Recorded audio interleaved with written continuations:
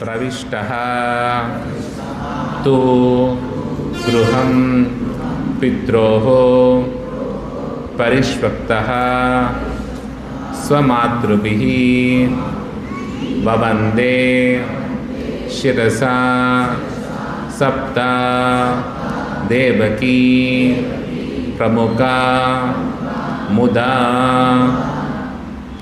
प्रविष्टस्तु गृहं पित्रोः परिष्वक्तः स्वमातृभिः ववन्दे शिरसा सप्त देवकी प्रमुखा मुदा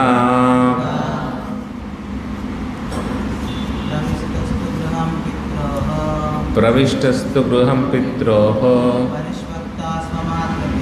परिष्वक्तः स्वमातृभिः ववन्दे शिरसा सप्त देवकी प्रमुखा मुदा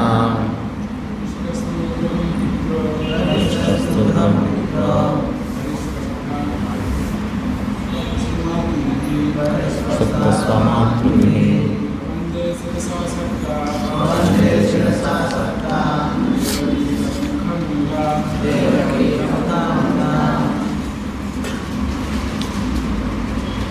प्रविष्ट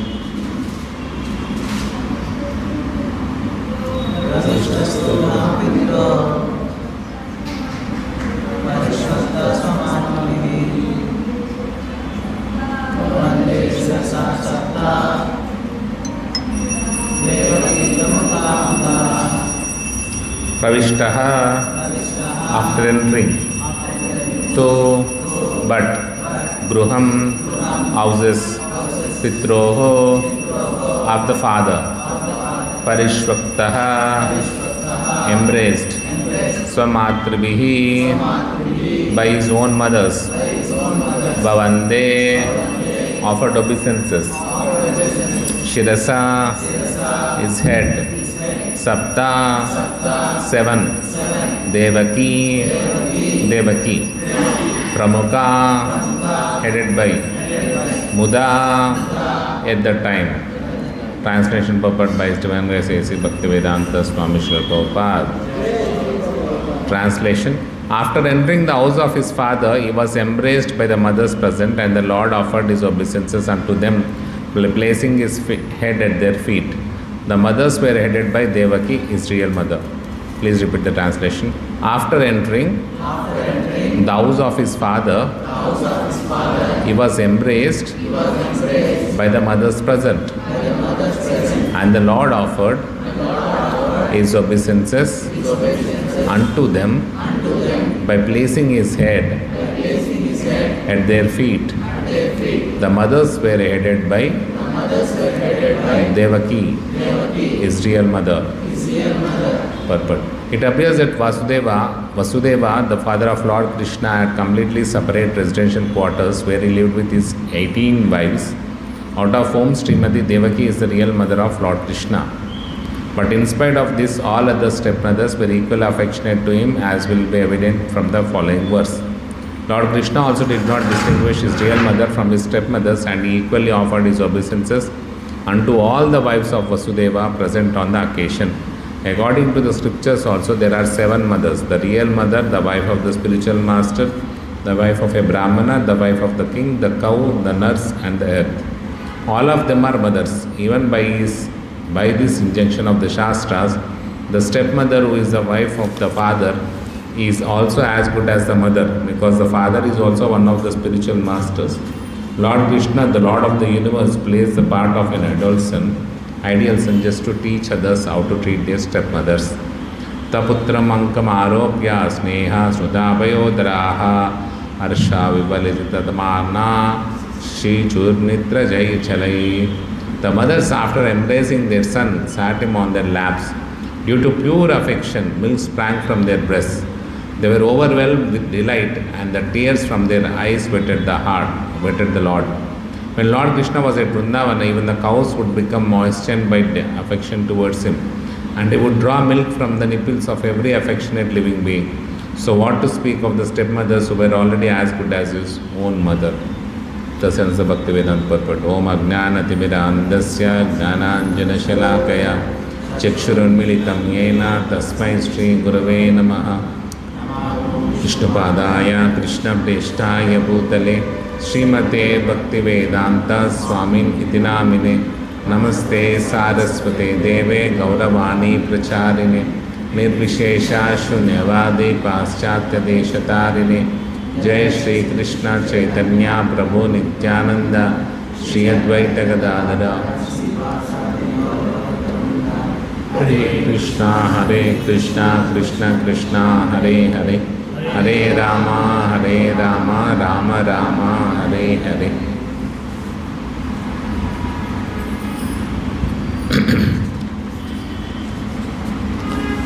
సో భగవంతుడు ద్వారకా నగరంలోకి ఎంటర్ అయ్యి అన్ని వీధుల గుండా వెళ్తూ ఫస్ట్ తన తండ్రి గారి గృహానికి వెళ్ళారు. అతని ఇంటికి వెళ్ళే ముందు ఫస్ట్ వసుదేవుడి ఇంటికి వెళ్ళారు అన్నట్టు. సో వసుదేవుడికి 18 మంది భార్యలట. సో వాళ్ళందరూ కూడా వసుదేవుడితో పాటు ఒకటే ఇంట్లో ఉన్నారు. సో అక్కడికి వెళ్ళి ఫస్ట్ ఆ 18 మంది తల్లులకు కూడా భగవంతుడు శిరస సప్తదేవకి ప్రముఖాముద. సో వాళ్ళందరికి కూడా తన శిరస్సు వంచి వాళ్ళందరికీ కూడా వందే ప్రణామం చేశారు అన్నట్టు. ఎవరికి? స్వమాతృభి. ఆ తల్లులందరికీ కూడా భగవంతుడు ఫస్ట్ వెళ్ళి వాళ్ళందరికీ కూడా ప్రణామం చేశాడు. సో అతను దేవకితో పాటు, దేవకి ప్రముఖాముద, దేవకి ప్రధానమైన రాణి అయినా కూడా, తన స్వంత తల్లి అయినా కూడా, తనతో పాటు ఉన్న అందరి వసుదేవుడి భార్యలందరికీ కూడా, అందరూ కూడా తన పిల్ల తల్లిలు అవుతారు కదా, స్టెప్ మదర్స్ అవుతారు. వాళ్ళందరికీ కూడా తను ప్రణామం చేశాడన్నట్టు. సో ఇక్కడ ప్రభుపాద ఏమని చెప్తున్నారు, మనకు తల్లితో పాటు 7 తల్లులు ఉంటారట. ఎవరంటే ఫస్ట్ మన తల్లి, అలానే మన గురుపత్ని, గురువుగారి పత్ని ఎవరైతే ఉంటారో వాళ్ళు కూడా తల్లితో సమానం. ఎందుకంటే గురుకులాల వెనకటి రోజులు ఏం చేసేవాళ్ళు, ఆ గురుపత్నినే వాళ్ళ పిల్లలకి తల్లిలాగా అన్నీ పోషణ చూసుకునేవాళ్ళు కాబట్టి తను కూడా తల్లిలాగా అన్నట్టు. అలానే ఒక బ్రాహ్మణుడి యొక్క పత్ని కూడా తల్లిలాగానే చూడాలి. అలానే రాజు యొక్క పత్ని, రాణి ఉంటుంది కదా, రాణి కూడా ఆమె తల్లిలానే అందరినీ చూడాలి, అందరు కూడా ఆమెను తల్లిలా చూడాలి. మళ్ళీ గోమాత కూడా, గోమాతను ఎందుకు తల్లిలా చూడాలి, ఎందుకంటే తల్లి తర్వాత పాలిచ్చేది గోమాత కాబట్టి ఆమె కూడా తల్లితోటి సమానం. అలానే మనం పుట్టినప్పుడు ఒక నర్స్ ఉంటుంది కదా పుట్టుక చేయడానికి, సో తనని కూడా ఒక తల్లిగానే, ఎందుకంటే వీళ్ళందరి వల్లనే మనకు జన్మ వస్తుంది కాబట్టి, వీళ్ళందరి వల్లనే మనం పోషణ ఉంటుంది కాబట్టి. అలానే భూమిని కూడా 7వ, వీళ్ళందరినీ కూడా శాస్త్రం మనకు సప్తమాతృకలు అని అంటారు. అంటే 7 తల్లులు అన్నట్టు. సో ఈ 7 తల్లుల ప్రకారం కూడా మనందరికి కూడా ఆబ్లిగేషన్ అనేది, గ్రాటిట్యూడ్ అనేది ఉండాలి. సో వీళ్ళందరికీ కూడా రుణపడిపోయి ఉంటాం అన్నట్టు.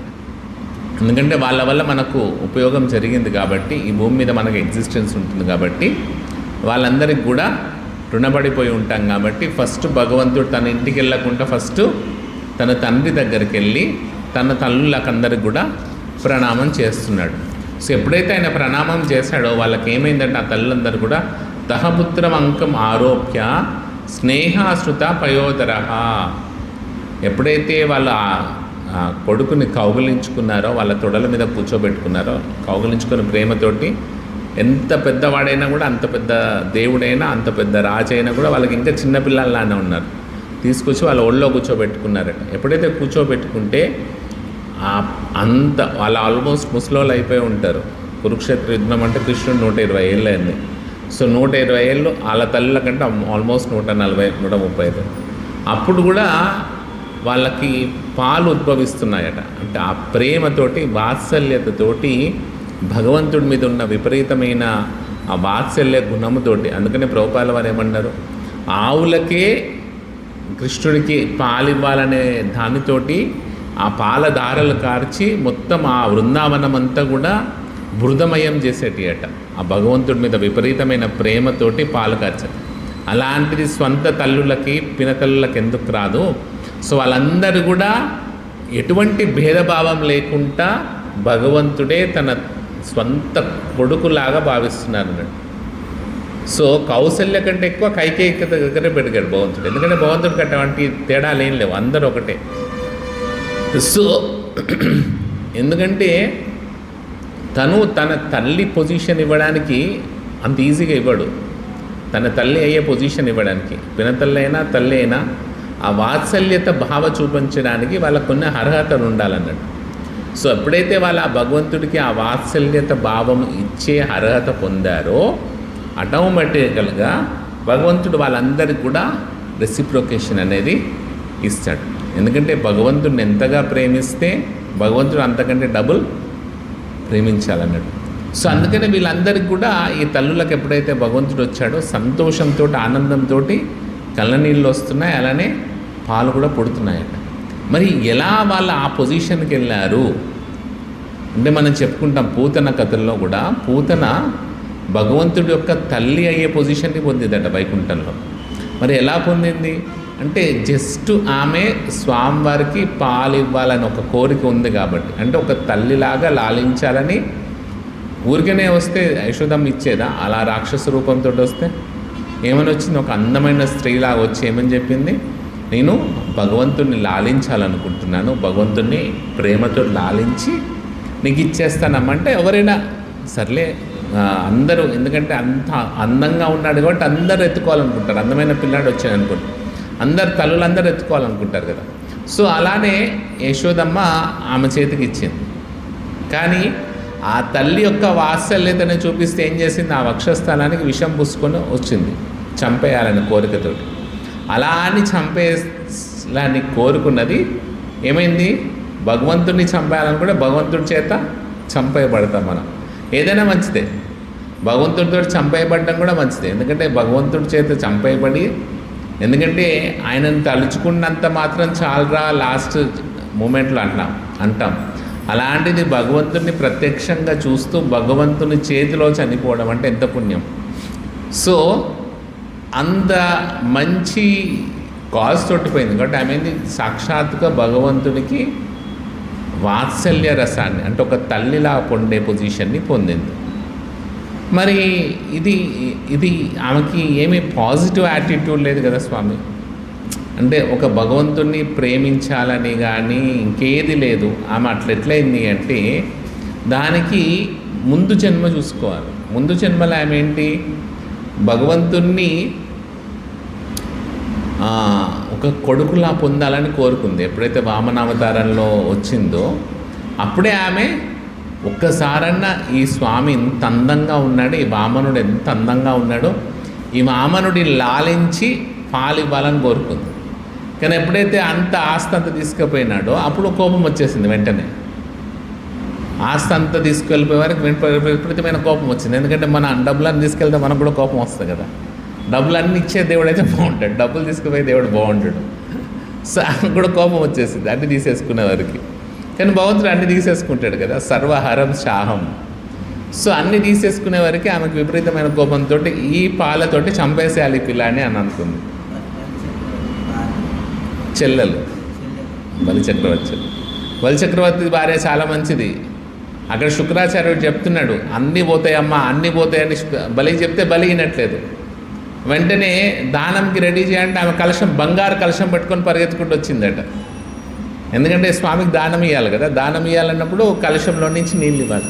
జయ శ్రీ రాధా శ్యామ్ సుందర్ భగవాన్కి, జయ గురు శ్రీ ప్రభుపాద్కి. సో అందుకే వాళ్ళిద్దరు అక్కడ ఉంటే ఈయన ద్వారపాలకులుగా పోయి కూర్చొని అక్కడ ఉన్నాడు వచ్చే మన్వంతరం వరకు. సో వాళ్ళిద్దరికి బలి ఇప్పటికి కూడా ఉన్నాడు కదా, బలి చనిపోడు. సో బలి భార్య కూడా చనిపోదు, బలితో పట్టే ఉంటుంది ఆమె కూడా. సో ఆమె వెంటనే బంగారు కలశం పట్టుకొని వచ్చింది స్వామికి అన్ని సమర్పిద్దామని. సో కానీ చెల్లెలు ఫీల్ అయింది అన్నట్టు, చెల్లెలు బాధపడ్డది ఏంది ఇట్లా చేస్తున్నాడు అనేసి. అందుకని ఆ చెల్లెలే మళ్ళీ పూతనగా జన్మెత్తి మళ్ళీ ఆ పూతనలో తన 2 కోరికలు తీర్చుకొని దాంతో భగవంతుడి మోక్షాన్ని కూడా పొందింది. అందుకని ఎప్పుడైనా మనం పొరపాటున కూడా కించిత్ భౌతిక కోరికలు ఏం పెట్టుకోవద్దు. దానికోసం మళ్ళీ ఇంకో జన్మ ఎత్తాల్సి వస్తుంది అన్నట్టు, ఆ కించిత్ కోరికల కోసం. ఎందుకంటే భగవంతుడు మన యొక్క అన్ని కోరికలు తీరుస్తాడు. భగవంతుడికి పని ఏంటంటే మన యొక్క మన కోరికలన్నీ అనుమతి చేయడమే భగవంతుడి యొక్క పని. సో అన్ని రకరకాలు చేస్తాడు. సో అందుకని ఆ కించిత్ కూడా మనం భౌతిక కోరికలు ఏం పెట్టుకోకూడదు. సో ఆ స్థితికి వెళ్ళాలి. సో మరి అంత వాత్సల్య స్థితికి వెళ్ళడానికి అసలు భక్తులు ఏం చేయాలి, ఎట్లా వెళ్ళగలుగుతారు, ఆ తల్లి అనే స్థితికి ఎలా వెళ్తారు అనేది చైతన్య మహాప్రభు రూపగోస్వామి వారు చెప్తున్నారు. ఏమని చెప్తున్నారు? ఆదో శ్రద్ధ తథా సాధు సంగ భజన క్రియ అనర్థ నివృత్తి స్యాత్ తథా రుచి తథా ఆసక్తి భావ ప్రేమ. సో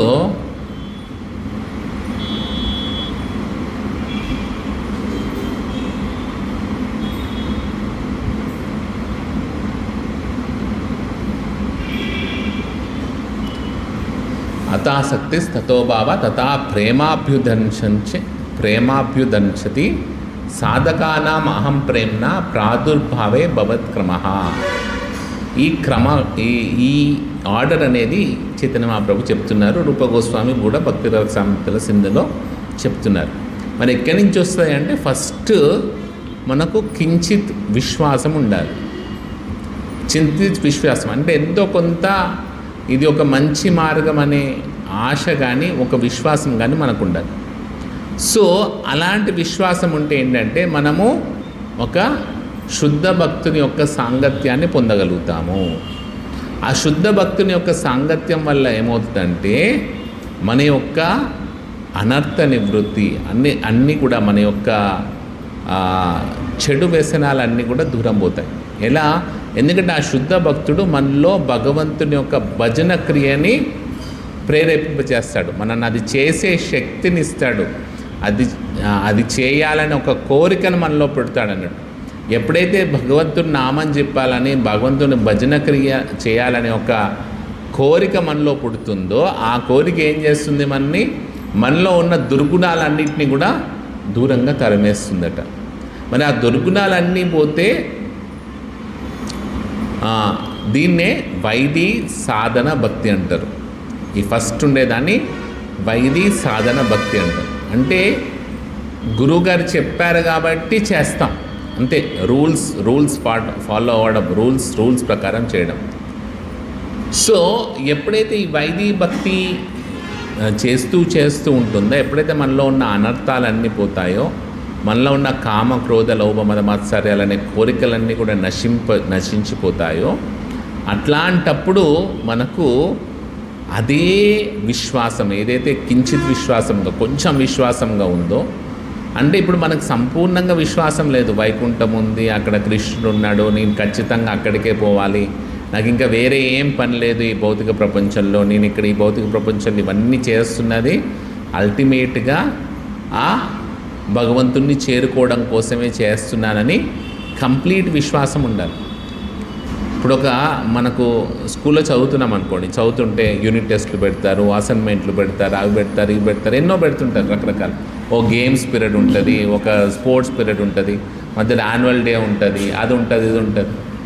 సో కొంతమంది పిల్లలు ఏమనుకుంటారు, స్కూల్ అంటే యాన్యువల్ డే కోసమే, స్కూల్లో అంటే రోజు సాటర్డే వచ్చే స్పోర్ట్స్ డే కోసమే, నో బ్యాక్ డే కోసమే, ఇట్లా అనుకున్నాం అనుకో, అట్లనే ఉంటుంది లైఫ్.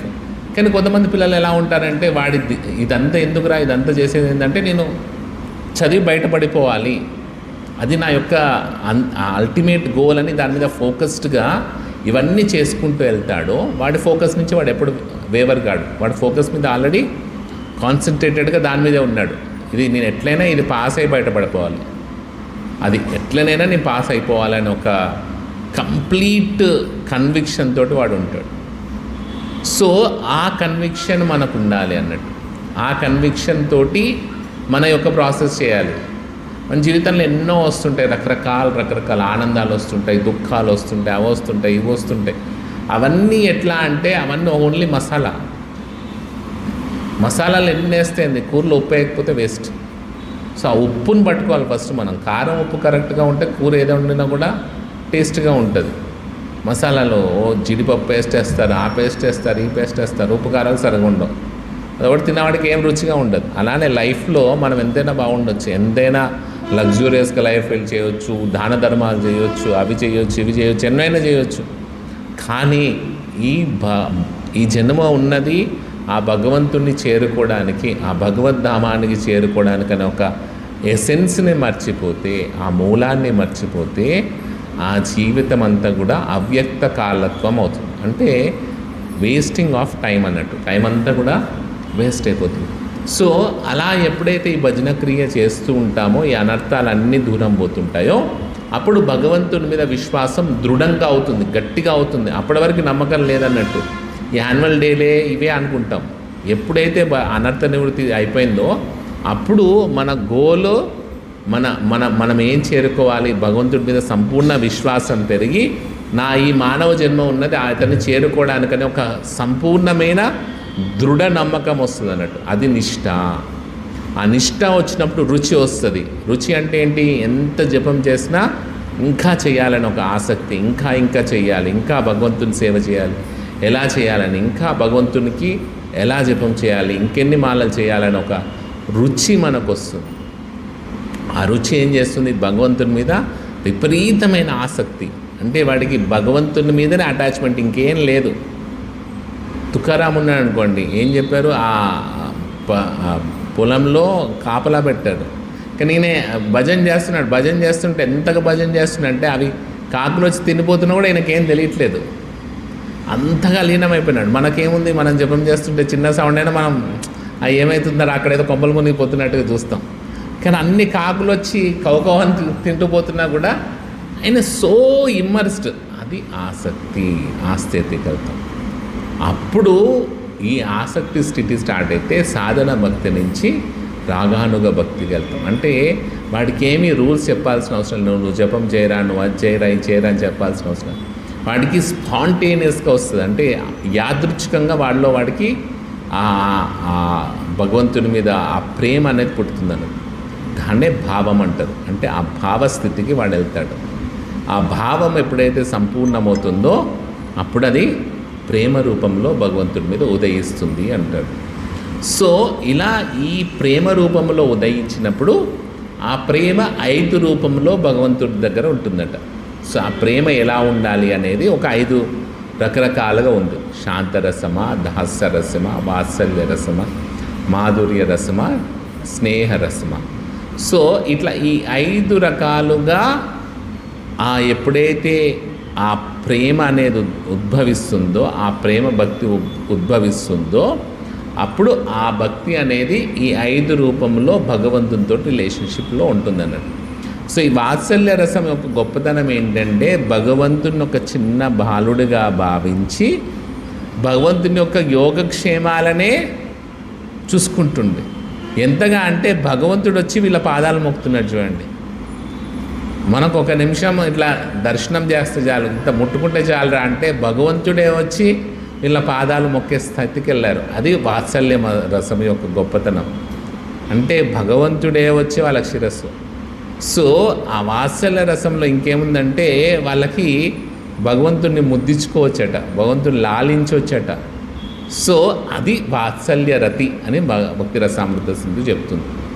సో అంత వాత్సల్యత రసం ఎలా వచ్చింది అంటే వాళ్ళు ఆ ప్రేమలో ఆ భగవంతునితో ఆ సంబంధాన్ని ఏర్పరచుకొని ఉన్నారు.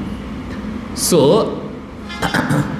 అందుకనే సతాం ప్రసంగాన్ మమ వీర సంవిదో భవంతి రుత్కన్న రసాయనాకృత తద్దోషనాసస్వ అపవర్గవర్త్మని శుద్ధే రతిర్భక్తిర్ అనుక్రమిష్యతి.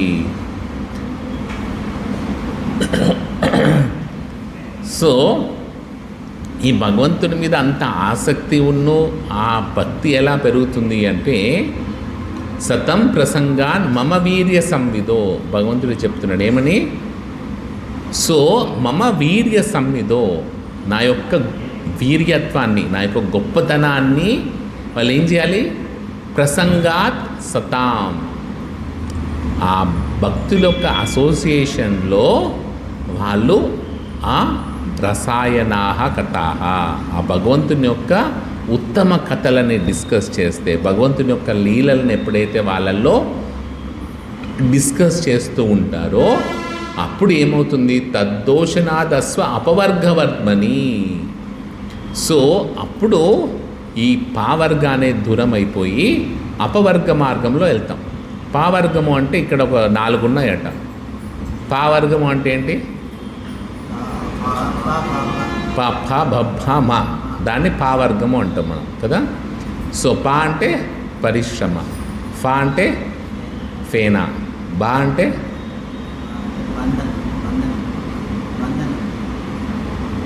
బంధనం, భా అంటే భయం, మా అంటే మృత్యు. సో ఈ 5 ఈ భౌతిక ప్రపంచం యొక్క లక్షణం అన్నట్టు. బ్రతుకు ప్రపంచం ఏం చేస్తుంది, నువ్వు ఎంత కష్టపడ్డా గాడిదలాగా ఫేనా రావాల్సిందే, నూరు రావాల్సిందే, నూరుగు వస్తుంది అన్నట్టు. నురుగు వచ్చినాక ఏమవుతుంది, బంధం వస్తుంది. బంధంతో పాటు ఏమొస్తుంది, భయం వస్తుంది. ఎప్పుడు ఏమవుతుందో రేపేమవుతుందో, గ్యాస్ సిలిండర్ వస్తే రావో, వీడు తెరుస్తలేడు ఇంకా. సో భయం. లాస్ట్కి ఏమవుతుంది, అన్నిటికీ అయిపోయినాక సక్సెస్ఫుల్గా ఒక ఫ్లవర్ చేతిలోకి వస్తుంది. ఏంది ఆ ఫ్లవర్? మృత్యు. సో అది ఈ భౌతిక ప్రపంచం యొక్క లక్షణం, పావర్గం. మరి అపవర్గం అంటే ఏంటి? వీటికి అతీతమైనది అపవర్గం. సో ఇదేంటి, అపవర్గమని, అపవర్గంలో వెళ్ళే దారిని చూపిస్తుందట. ఏంటి? భగవంతుడి యొక్క వీర్య సంవిధ, భగవంతుని యొక్క వీర్య కథలు ఎప్పుడైతే డిస్కస్ చేస్తామో మనము ఈ అపవర్గం యొక్క మార్గంలోకి మనం వెళ్తామంట. అప్పుడు ఏమవుతుంది, శ్రద్ధ రతిర్ భక్తిరు అనుక్రమిష్యతి. రతిర్భక్తి, ఆ ఆనందమైన భక్తి అనేది మనలో, అటాచ్మెంట్ తోటి ఉండే భక్తి అనేది మనలో ఉద్భవిస్తుంది అన్నట్టు. ఆన్హార హృదయే భావాంకరాయి తానేక ఏతేక చిన్న సర్వశాస్త్రకయి. సో ఎవరికైతే ఇలాంటి ఈ భక్తి ఉద్భవించిందో, ఆనందమయమైన భక్తి, ఆ రతి భక్తి ఎవరికైతే ఉద్భవించిందో అలాంటి వాళ్ళకి వాళ్ళ చేసే పనులలో, వాళ్ళ యొక్క యాక్టివిటీస్లో ఆ సిమ్టమ్స్ అన్నిటి మనకు కనబడతాయండి. అయితే తుకారాం, అన్నమయ్య వీళ్ళ ఎలా కనపడ్డాయో అలా వాళ్ళు చేసే యాక్టివిటీస్ తోటి వాళ్ళంతా కనబడుతుందట. మరి యాక్టివిటీస్ ఎలా ఉంటాయి? శాంతిర్ అవ్యక్త కాలత్వం, విరక్తిర్ మాన్య శూన్యత, ఆశబంధా సముక్తాంత, నామగానే సదారుచి, ఆసక్తిస్తత గుణాఖ్యానే, ప్రీతిస్తత వసతి స్థలే ఇది ఆద్యో అనుభావస్యుర్ జాత భావాంకురే గణే. సో ఎప్పుడైతే అది ఉద్భవిస్తుందో అవి 9 రకాలుగా వాళ్ళలో కనబడతాయట. వాడిలో ఆ భక్తి ఉద్భవిస్తే వాడి యొక్క రియాక్షన్ 9 రూపాలలో కనబడుతుంది. ఫస్ట్ ఏంటిదంటే వాడికి శాంతి అంటే క్షమించే గుణం వాళ్ళలో పెరుగుతుందట. ఏది చేసినా కూడా క్షమించే గుణం అనేది వాళ్ళలో విపరీతంగా పెరుగుతుంది. నెక్స్ట్ ఏం చేస్తాడు, అవ్యక్త కాలత్వం. వాడు ఒక్క క్షణం కూడా టైం వేస్ట్ చేయడట. ఎప్పుడు కూడా భగవంతుడి గురించి ఉపయోగించడం కోసము తన జీవితాన్ని ఉపయోగపడేలాగా చేసుకుంటాడు. అలా ఒక్క క్షణం కూడా వాడు వేస్ట్ చేయడు. అవ్యక్త కాలత్వం. విరక్తి, వాడికి భౌతిక ప్రపంచం మీద విరక్తి అనేది పుడుతుంది. మాన్యశూన్యత, మానశూన్యత, మానం, నేనది అని మానం ఉంటుంది కదా, అది శూన్యత అయిపోతుంది. అంటే 0 అయిపోతుంది. అంటే వాడి యొక్క అహంకారము 0 అయిపోతుందట. మానశూన్యత. ఆశబంధ, ఆశ ఉంటుంది కదా, ఆశబంధ. సో సముత్కాంత. సో వాడికి ఏ ఆశ పెరుగుతుంది? ఈ భౌతిక ప్రపంచం మీద ఉన్న ఆశ అంత దూరం అయిపోయి ఆధ్యాత్మిక ప్రపంచానికి నేను వెళ్తా అనే ఆశ, సంపూర్ణమైన విశ్వాసంతో ఉంటాడు, సంపూర్ణమైన ఆశతో ఉంటాడు. నాకు ఎట్లా నేను సాధిస్తాను రా అన్న ఆశతోటి వాడు ఉంటాడట. ఇంకా సముత్కాంత, వాడికి ఈగర్నెస్, ఇంకా ఎట్లా భగవంతుడికి ఏం చేయాలని వాడికి ఒక ఆసక్తి, అది ఎక్కువ పెరుగుతుంటుంది. నామగానే సదా రుచి, వాడికి దేని మీద రుచి ఉంటుంది? పిజ్జాల బర్గర్ల మీద ఉండదు. నామగానే సదా రుచి, దేని మీద? ఓన్లీ భగవంతుని నామగాన మీదనే రుచి ఉంటుంది.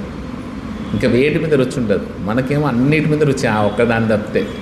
అదొక్కటి చేయమంటే చేయం, మిగతా అన్నీ చేస్తాం, ఏమైనా చేస్తాం బ్రో. ఆ నామగానం మీద రుచి లేదు, అది చేదు, కాకరకాయ కంటే చేదుగా ఉంది అది.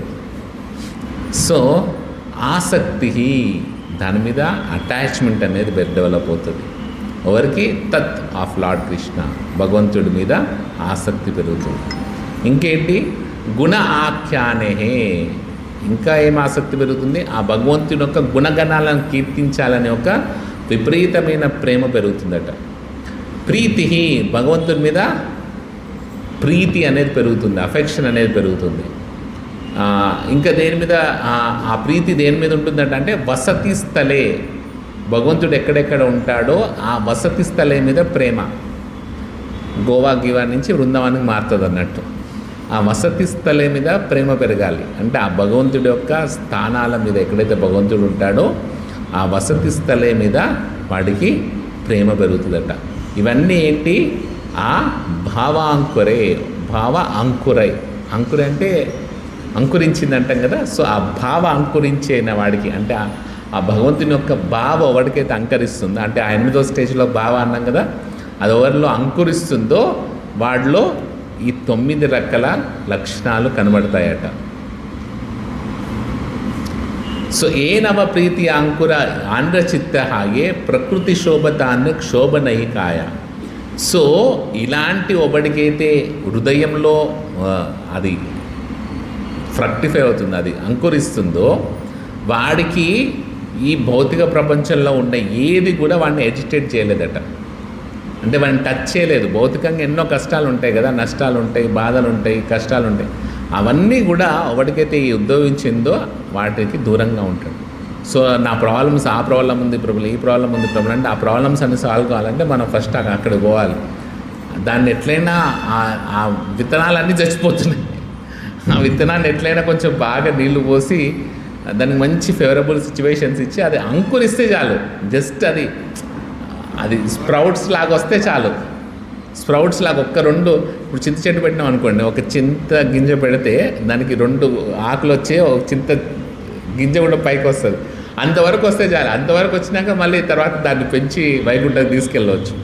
సో ఆ పొజిషన్కి వెళ్తే ఇవన్నీ కూడా ఈ భౌతిక విషయాలన్నిటి నుంచి కూడా మనకు విముక్తి లభిస్తుంది అని చైతన్య మహాప్రభుల వారు రూపగోస్వాములకు చెప్తున్నారు. తామోపయేతం ప్రతియంతు విప్ర గంగాచదేవి ధృతం చిత్తైషే ద్విజోపసృష్ట కుహకస్తక్షకోవా దాస్వాలం గాయత విష్ణుగతా. సో అందుకని అలాంటి ఉద్భవించింది కాబట్టి పరీక్షితుడు ఏమని కోరుకుంటాడంటే ఏమన్నా కానీ ఇప్పుడు ఏం రాని అదేదో వస్తుంది అన్నారు కదా, తక్షక, అది ఒక పక్షిలాగా ఉంటే పాము వస్తుంది కదా, రాని ఇప్పుడు అది వచ్చి నన్ను కాటేని. సో ఎందుకంటే ఎటువంటి పరిస్థితుల్లోనైనా ఎటువంటి అది ట్రిక్స్ చేసుకుంటూ ఇంతమంది మధ్యలో వచ్చేనా నన్ను చంపడానికి ప్రయత్నం చేస్తే చెయ్యని నేను. ఎందుకంటే నా మైండ్ అంతా కూడా గాయత విష్ణుగాత, ఆ భగవంతుని యొక్క శుద్ధ నామం పలికే దాంట్లో నేను సంపూర్ణంగా నియుక్తుడై ఉన్నాను. కాబట్టి ఆ మృత్యు అనేది ఏ పక్షి రూపంలోనైనా, ఏ సర్పపక్షి రూపంలోనైనా రాని. అందుకని ఏమంటున్నారు చైతన్య మహాప్రభు, కృష్ణ సంబంధ విన కాల వ్యర్థనయ్యాయ. అందుకనే ఒక్క క్షణం కూడా వేస్ట్ చేయొద్దట. దేనికోసం? ప్రతి క్షణము నేను కృష్ణకి దీన్ని ఎలా కనెక్షన్ చేసుకోవాలి, ప్రతి క్షణము ఆ భగవంతునితో సంబంధం ఏర్పరచుకోవాలనే విషయాన్ని మనము ఆ ప్రాక్టీస్ చేస్తూ ఉంటే భగవంతుడికి మనకు అఫెక్షన్ అనేది పెరుగుతుందన్నట్టు. వాగ్భి స్తువంత మనసా స్మరంత నామంతోపి అనిశం నా తృప్త భక్తాశ్రవన్నేత్ర జలా సమగ్రం ఆయుర్హరే ఏవ సంపారయంతి. సో వాళ్ళు ఏం చేస్తారయ్యా మరి, వాళ్ళ యాక్టివిటీస్ ఏమంటాయంటే అంటే వాగ్భి స్తువంత, వాళ్ళ వాక్, వాళ్ళు మాట్లాడే దేని గురించి మాట్లాడతారు? స్తువంత, భగవంతుడిని స్తుతి చేస్తూ ఉంటారు, భగవంతునికి ప్రేయర్స్ చేస్తుంటారు. వాక్కు తర్వాత ఏంటి? మనసా స్మరంత తన్వః. సో మనసు ఏం చేస్తారు? భగవంతుణ్ణి తలుచుకోవడం కోసం ఆ మనసును ఉపయోగిస్తారు. తన్వః, నెక్స్ట్ తను, శరీరాన్ని దేంట్లో ఉపయోగిస్తారు? నమంతః భగవంతునికి నమస్కారం చేయడానికి దాన్ని ఉపయోగిస్తారు. సో అలా సర్వదా చేసినా కూడా వాళ్ళు ఇంకా భగవంతుడికి చెయ్యాలనే ఒక అసంతృప్తి భావనతో ఉంటారు, ఇంకా నేను సంపూర్ణంగా చేయట్లేదనే. సో అప్పుడు ఏం చేస్తారు, శ్రవతః నేత్రజలా సమగ్రం. సో అప్పుడు ఆ ఆనందంతో నేత్రజలం అనేది వస్తుందట, కన్నీళ్ళు నేత్రజలం లాగా వస్తుంటాయి. సో ఎలా అరహే సమర్పయతి, వాళ్ళ పూర్తి జీవితాన్ని భగవంతుడికే సమర్పించి ఉన్నారు. భుక్తి సిద్ధి ఇంద్రియార్థ తారణహి భయ, వాడికి 3 నుంచి భయం లేదట. ఏంటి? భుక్తి నుంచి భయం లేదు, సిద్ధి నుంచి భయం లేదు, ఇంద్రియార్థం. ఇంద్రియాలకు ఏమేమి ఇవ్వాలి, భుక్తి ఎలా వస్తుంది, నేను సిద్ధి సాధించి నేను అక్కడిక్కడ పోవాలి ఇక్కడ పోవాలని 3 విషయాల నుంచి కూడా వాడికి భయం అనేది ఉండదు. ఓ దుస్త్యాజాన్ ధారాసుతాన్ సురుద్రాజ్యం హృదిస్పృశ జావో యువేవ మాలవాద్ ఉత్తమ శ్లోక లాలస. సో అందుకనే భరతుడు అందరిని వదిలేసి దేనికోసం పోయాడంటే ఉత్తమ శ్లోక లాలస.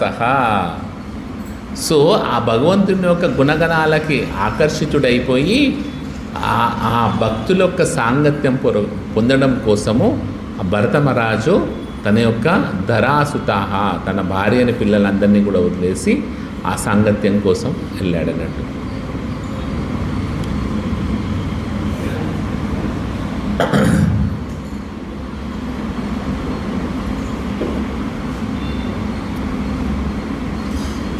సో భగీరథుడు అరోరతిం వహన్ హేష నరేంద్రానాం శిఖామణి భిక్షం అతన్ అరీపురే స్వపాకం అభివందతే. సో భగీరథుడు ఎప్పుడైతే ఆ గంగని తేవాలని పోయాడో అతనికి ఎప్పుడు భగవంతుడు తన హృదయంలో ఉన్నాడట.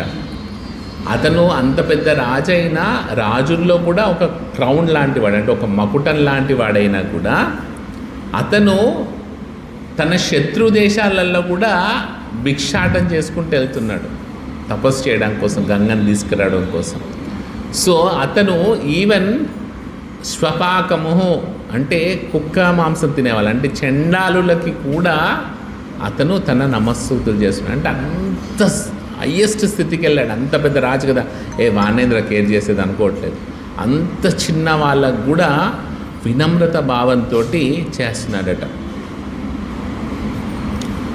సో అలాంటి శుద్ధ భక్తులు ఎలా ఉంటారంటే కృష్ణ కృపా కరీబేన దృఢ కరీజన, వాళ్ళకి దృఢమైన విశ్వాసం ఉంటుంది. ఏమని? కృష్ణ కృప, కృష్ణ కృప ఎప్పుడు నా మీద ఉంటుంది, నన్ను కృష్ణుడు రక్షిస్తాడని ఒక సంపూర్ణమైన విశ్వాసం వాళ్ళకి ఉంటుంది. సో అలాంటి స్థితికి మనం వెళ్ళాలంటే ఫస్ట్ మనం శ్రద్ధ, ఆదో శ్రద్ధ. మరి ఈ ఆదో శ్రద్ధ ఎక్కడి నుంచి వచ్చింది అని అంటే దానికి మన పూర్వజన్మ సుకృతం ఎంతో కొంత ఉంటుంది అట. ఆ పూర్వజన్మ సుకృతం ఉంటేనే ఆ భగవత్ సాంగత్యం పొందాలనే ఒక కించిత్ ఫేత్ అనేది మనకు వస్తుంది. సో అందుకనే మనం ఏం చేయాలి, ఎంతోమంది జీవులు ఆ కించిత్ కృపతోటి, దాన్ని అజ్ఞాత సుకృతి అంటారు, అంటే వాడికి తెలియకుండా ఆ సుకృతి వాడికి వచ్చి ఉంటుంది. ఆ సుకృతితోటి వాళ్ళు వెయిట్ చేస్తూ ఉంటారు. వాళ్ళకి ఏం చేయాలంటే ఆ సుకృతి ఆల్రెడీ వాడి దగ్గర ఉంది కాబట్టి ఎప్పుడైతే మనం వెళ్ళి వాడికి టచ్ చేస్తామో వాడు వెంటనే హరే కృష్ణ మంత్రం తీసుకుంటాడు. సో మనం ఏ యాక్టివిటీ చేసినా, ఏ ప్రోగ్రామ్ చేసినా, ఏది చేసినా మన యొక్క ఏం ఒకటే ఉండాలి. ఇవాళ నేను మనం 4 పోయాం అనుకోండి, ఒక 40 మందిని తీసుకురావాలి. యుద్ధం అంటే అలానే వెళ్తారు. 4 వెళ్తే 40 మందిని తీసుకొచ్చినోడు వాడు క్షత్రియుడు అన్నాడు. మనం 40 మంది పోయి 4 తీసుకొచ్చినోడు ఆడమోడు అంటారు. అది పెద్ద గొప్పతనం కాదు. మనం 4 వెళ్ళేసి 40 మందిని తీసుకురావాలి. ఏమి ఇవ్వాలి మనం? హరే కృష్ణ మంత్రం ఇవ్వాలి. ఎందుకంటే వాళ్ళు ఆల్రెడీ అజ్ఞాత సుకృతి వాడిలో ఉంది. సో అది ఫస్ట్. అజ్ఞాత సుకృతి ఉన్నవాడికి మనం ఆ రుచినిస్తే వాడు వెంటనే ఏది రుచి ఇవ్వాలి, అది ఎట్లా? ప్రభుపాద్ తోటి వాడికి అసోసియేషన్ ఏర్పరిచాం. అది ఇంపార్టెంట్. ఎందుకంటే ఆ ఫేత్ దేని మీదకి రావాలి? ప్రభుపాద్ మీదకి రావాలి. సో ఆ ప్రభుపాద్ తోటి లింక్ చేయడం అనేది మనకు చాలా ఇంపార్టెంట్. ఒక్కసారి ప్రభుపాద్ తోటి లింక్ చేస్తే వాడు ఆ నిచ్చెన ఎక్కడ మొదలు పెడతాడు. ఆ నిచ్చెన పట్టుకునే వరకు రావాలి కదా. నిచ్చెన అందరూ పట్టుకోలేరు, ఎక్కాలని భయపడతారు. ఆ పట్టుకునేది ఎప్పుడు వస్తారంటే గురువు మీద విశ్వాసం ఉన్నాం. సో అందుకనే మనం ఎక్కడ వెళ్ళినా ఎవరిని ప్రీచ్ చేసినా ఫస్ట్ మనం ఏం చేయాలి? వాళ్ళని ఆ ల్యాడర్ వరకు తీసుకురావాలి, ఆ గురువు గారి దగ్గర తీసుకురావాలి. అక్కడి నుంచి ఆటోమేటికల్గా వాడి నిచ్చెన వాడు ఎక్కేస్తాడు. సో మనం ఏ ప్రోగ్రామ్ చేసినా మన యొక్క ఫోకస్ దాని మీద ఉండాలి. మనం ఏ యాక్టివిటీ చేసినా ఇది ఒకటి యాక్టివిటీ. సో ఈ శ్రద్ధ రావడానికి వాడు పోయిన జన్మలో ఎంతో అజ్ఞాత సుకృతి చేసుకున్నాడు కదా. అజ్ఞాత సుకృతి ఎంతో కొంత చేసుకున్నాడు కాబట్టి వాడు ఈ జన్మలు రాగలిగాడు. ఆ అజ్ఞాత సుకృతిని మనము ఇవ్వాలన్నట్టు. ఒకటి అజ్ఞాత సుకృతి ఉన్నవాడిని ఈ జన్మలో తీసుకురావడము, అజ్ఞాత సుకృతి లేని వాడికి అజ్ఞాత సుకృతి ఇవ్వడం. అంటే అజ్ఞాత సుకృతి ఎలా వస్తుంది? వాడికి తెలియకుండా వాడికి అది వెళ్ళాలి. వాడు తెలియకుండా వాడు ప్రసాదం తినాలి. వాడు ఏదైనా కానీ, వాడు ఎక్కడి నుంచైనా రాని, వాడికి తెలియకుండా వాడికి ఏం చెప్పాల్సిన అవసరం లేదు. అరే ఇది ప్రసాదం రా కళ్ళ ముట్టుకొని పెట్టుకోవాల్సిన అవసరం లేదు. వాడు ప్రసాదం తినాలి అంతే. వాడిని ఎలా అయినా వాడు జస్ట్ ప్రభుపాదిని చూడాలి. లేకపోతే ప్రభుపాద్ హరినామం చాలా ఎక్కువ, అది చాలా హైయెస్ట్. హరినామం అంత దూరం అవసరం లేదు. వాడు జస్ట్ ప్రభుపాదిని చూసినా చాలు. మనందరం కూడా పోయిన జన్మలో ఎక్కడనో ప్రభుపాదిని చూస్తుంటాం, లేకపోతే ఎవరో ఒకరు వచ్చి మనకి ఎంతంత ప్రసాదం వేస్తుంటారు. అందుకని మళ్ళీ మనం ఈ జన్మ ఎత్తాం, మళ్ళీ ప్రభుపాద్ దగ్గరికి వచ్చాం. సో ఎక్కడో ఏదో రథయాత్రలో ఏదో ప్రసాదం అట్లా ఇష్టేస్తుంటే ఎంతో కొంచెం ప్రసాదం మనం ఏదో చీమగానో నక్కగానో పుల్లిగానో ఎక్కడనో ఉంటాం కదా, ఆవుగానో మనం మిగిలిన ప్రసాదం తీసుకు ఆవులు పెట్టుంటాం కదా, ఆవులు అంతా మనం అయి ఉంటాం. సో అందుకని ఇలా వచ్చాం. సో అలా అజ్ఞాత సుకృతిని ఇవ్వాలి. సో భక్తులు అనే వాళ్ళు మన ల్యాడర్ని మనం గట్టిగా పట్టుకోవాలి. మన ల్యాడర్ మనం ఎవరికో నలుగురు చేద్దామనేసి నలుగురు యుద్ధం చేసేటప్పుడు ఫస్ట్ నీకు బాడీ గార్డ్ సరిగ్గా ఉందా లేదా చూసుకోవాలి. అది కూడా సో సైన్యంలో ఈ రెండు ఉపయోగించుకోవాలి. ఫస్ట్ మన భక్తిని మనం కాపాడుకుంటూ, మన నిత్యాన్ని మంచిగా కాపాడుకుంటూ, ఇంకా కొత్త వాళ్ళని కూడా ఆ నిచ్చెన తేవడానికి మనం ప్రయత్నం చేయాలి. సో మనం చేసే ఏ యాక్టివిటీ అయినా కూడా మనకు భౌతికంగా ఆనందం ఇవ్వకూడదు. మనది ఎప్పుడు కూడా గురువు గారికి ఎలా సంతోషిస్తారు, గురువు గారు ఏం చేస్తే ఆనందంగా ఉంటారు, ప్రభుపాద్ ఎలా చేశారు, ఎలా కష్టపడ్డారు, ఎలా ప్రీచ్ చేస్తారు. రష్యాకి వెళ్ళారు ఎంతమంది? ఒక్కరికి ప్రీచ్ చేశాడు రష్యాలో, ఒక్కరికే. ఇప్పుడు 1000 మందిని క్రియేట్ చేశాడు. అది డివోటీ అంటే. ఒక్కడే రష్యాలో ఒక్కడికే జస్ట్ ప్రభుపాద్ ఒక ప్రొఫెసర్ వచ్చాడు, ప్రొఫెసర్తో పాటు ప్రొఫెసర్ స్టూడెంట్ వచ్చాడు. ఆ స్టూడెంట్కి చెప్పాడు అంతే. ఆ స్టూడెంట్ భగవద్గీత తీసుకొని ఎక్కడ ఆ భగవద్గీత కూడా యాక్చువల్లీ భగవద్గీత రష్యా లోపలికి ఎలో చేయరు. పొరపాటున ఆ బ్యాగ్లో భగవద్గీత ఉండిపోయింది. ఆ సెక్యూరిటీ చెక్ వాడు కూడా అదేదో వాడు అంత పట్టించుకోలేదు, పంపించేశాడు. లేకపోతే సెక్యూరిటీ చెక్లో ఆ డస్ట్బిన్కి వెళ్ళిపోయారు. సో ఆ ఒక్క డివోటీకి వాడికి ఎంతో అజ్ఞాత సుకృతి ఉంది కాబట్టి ఆ భగవద్గీత వాడికి వెళ్ళింది. ఆ డివోటీ ద్వారా కొన్ని 100 మంది రష్యాలో డివోటీస్ అయిపోయారు. రష్యా ఉక్రెయిన్ ఇద్దరు కొట్టుకున్నా కూడా అటు డివోటీస్ ఉన్నారు, ఇటు డివోటీస్ ఉన్నారు. సో అంతగా వెళ్ళిపోయింది ఒక్క డివోటీ వల్ల. ఒక డివోటీకి ప్రభుపాద్ ప్రీచ్ చేశారు అంతే.